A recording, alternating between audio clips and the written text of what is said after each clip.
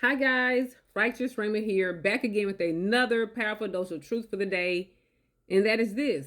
This video is going to teach you all why your narcissistic ex spun the block on you, meaning why did they come back to try to make it work with you the last 1, 2, 3, or 4 times. Okay, so this video is about why the narcissistic ex comes back. All right.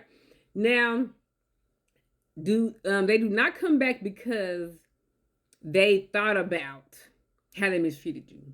Okay. A lot of us think that, oh, because they were reflecting, they were thinking, they had been praying, they had been fasting, they had been to church, they had talked to their therapist, their counselor, their mentorship group, and they discovered that they had mistreated me, that I was worth my weight in gold. That's why they came back. That's not why they came back.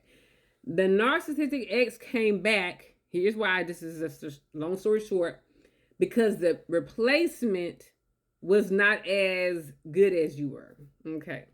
And I'm going to tell you how I use the word good. The replacement that they left you for was not as quality narcissistic supply as you were. Okay. Meaning this. You see, when the narcissist compared the new person that they met at their job or at their church or at their gym or at the club or at the bar, when they compared that new narcissistic supply to you, and they thought about, my ex, let's say your name is Sally. My ex, Sally, she answered the phone every time I called her, even if it was like 1 o'clock in the morning and she had to go to work at 4 in the morning. My ex, Sally, she would loan me any amount of money I asked for, whether I had a job or not, whether I told her what I was using it for or not. My ex, Sally, she would watch my children when I had custody every other weekend when I went to a party. This new girl, the new chick, she asks too many questions. This new chick, she holds me accountable. This new chick, she puts pressure on me. That's the only reason he's going back to you, okay? It's not because he thought about how he treated you. It's not because he misses you. He is coming back because the person he thought was better than you tend out to be more complicated than you, tend to have more standards than you. So let me tell you this about how narcissists work. When a narcissist is on the dating market, they are always looking for the next best thing, okay? Narcissists are what we call thrill seekers and novelty seekers, okay? A thrill seeker is a person who's always seeking the most fun, adrenaline rush they can find. That's when they do the craziest things, because they're always looking for the next fun rush, okay? The other thing is novelty seeker. Novelty refers to new. The narcissist is always seeking new experiences. The best, what they said, I don't want to say the vulgar word, but the best woman's private part is a new woman's private part. They just want the new. Even if she's not as skilled in the bedroom, just because it's new. They're always seeking the newest. They're always seeking the thrill, okay? The new and the thrill. So when they're with you, you may be the wildest in the bedroom. You may be the most skillful person in the bedroom, okay? But they've already had you. They've already had every trick you have. They've experienced you, okay? And so they're already looking on the hunt. They're already on the hunt for the next best thing, okay? Not all narcissists are into SEX or anything, but let's say your narcissist is really into like SEX, okay? So you may be really, really explorative in the bedroom. You may bring in new toys, positions, videos, people, partners, or whatever. But to them, it's still you. They've already had you. So they're always looking for the next new girl at work, even at church, the gym, vacation, on a walk, at the post office, at Walmart, Target. They're always looking for the newest, okay? Just newest, just a new experience. So even when they're with you, if you've been with them for 1 year or 10 years, they're always looking for the newest thing, okay? So let's say you start to watch all my videos, and you start talking back, and you start asking too many questions, and you start holding a standard, and you start having consequences and holding them accountable. They're going to start eyeing those new possibilities even more intensely. Before, they were just like, okay, keep her in the back of my mind. Okay, keep on the back burner. Okay, I'm keeping her in mind. I can maybe date this new receptionist at my job. She's half the age of my wife, and she's half the size, and she's always smiling and nice and friendly all the time. And so if my wife asks me too many more times where I'm spending my money, why I'm not paying half the bills, if my wife asks me any more times to wash the dishes and wash the clothing, when she works twice as many hours as I work in a week, then I'm going to go ahead and move on with Lisa, the new secretary. Okay. So he's always in his head planning.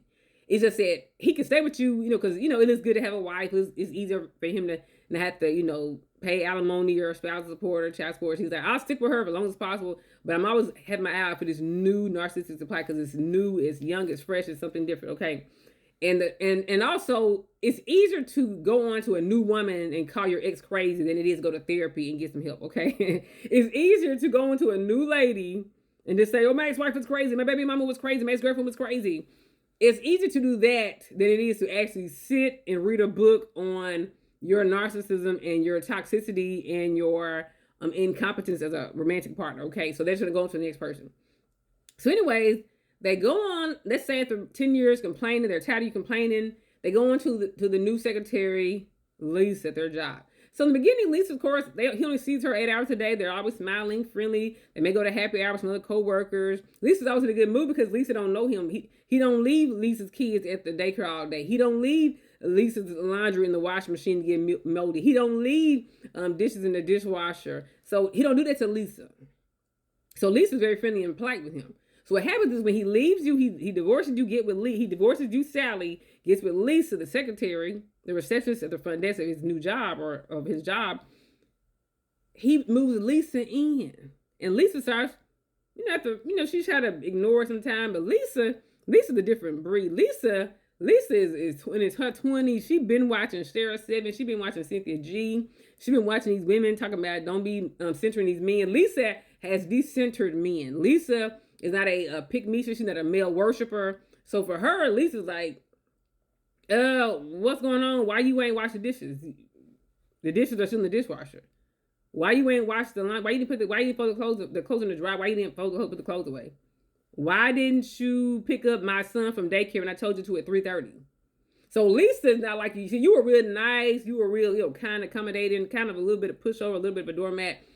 Not so with Lisa. Lisa's a different breed. So when he starts comparing you, Sally, the ex, to Lisa, this Karen, the new young fresh thing, he starts being like, Lisa's starting to look like a devil right now. And Sally, my ex, is starting to look like an angel right now. So what he's going to do is he's going to still keep Lisa around because it looks good and make you jealous on social media, post pictures of her on vacation, the swimsuit and the cruise and the vacation. But behind Lisa's back, he's going to be texting you. Hey, Sally, just thinking about you. This would have been our 11th year anniversary. I really miss you. Just thinking about you. Going through some of our old photos. Or he may call you. Hey, I just got to sit at the house. I'm going to pick up some groceries for Lisa. But yeah, so anyway, I'm just going to ask you, and I'm in the grocery store near your side of town. You want me to stop by and, I just want to see the kid. I know it's on my weekend, but I just wanted to see him. Let me stop by and just see him. You home alone, right? You and him are home alone, right? You know what I'm saying? So he's opening the door. It's called a foot in the door technique. Salesmen use. They put their foot in the door. If you entertain a conversation, then the door opens up wider and wider, and they're back in. And say he'll never, how like a monkey will swing from one branch to the next. He always gonna have one thing in his hand. He ain't gonna just have nothing in his hand. That's what narcissists do. They'll have one hand on Lisa, and they swing to you once they can latch on to you. Their ex, they're gonna let go of Lisa, and then if you start complaining again, which you will because they're not gonna actually change, so you're gonna complain again about the same things you were complaining about for the past 10 years. They will reach back out to Lisa or their other ex, Deborah, or their other ex, Keisha, or their other ex, Michelle. They're gonna always have a monkey on swing from tree to tree. They're always gonna have a branch, a woman in their hand at all times. Okay, they cannot live alone. They cannot exist alone. They cannot survive alone. Who's gonna do their chores for them? Who's gonna wash their kids for them? Who's gonna pay their bills for them? Okay, who's gonna take them to doctor appointments and make them take their medicine? Okay, so the narcissist comes back not because they miss you, not because they like you, not because they love you, not because they realize the error of their ways. It's because the next person asks too many questions. The next girl wanted him to get her hair and nails done before they went on a date. The next girl wanted him to pay her phone bill. The next girl wanted him to buy tickets, not just for me, but for my 3 kids too. And he realized that it ain't easy out here like I think it is. He will go back to you. Okay, the narcissist's karma, I don't use the word karma, but the narcissist's karma is that they will look for you in a million other women, in a million other men, and they'll never find you again. That's their karma. They'll look for you in a million other partners for a million years and find no one like you. Thanks for watching, guys. Got my book on Amazon.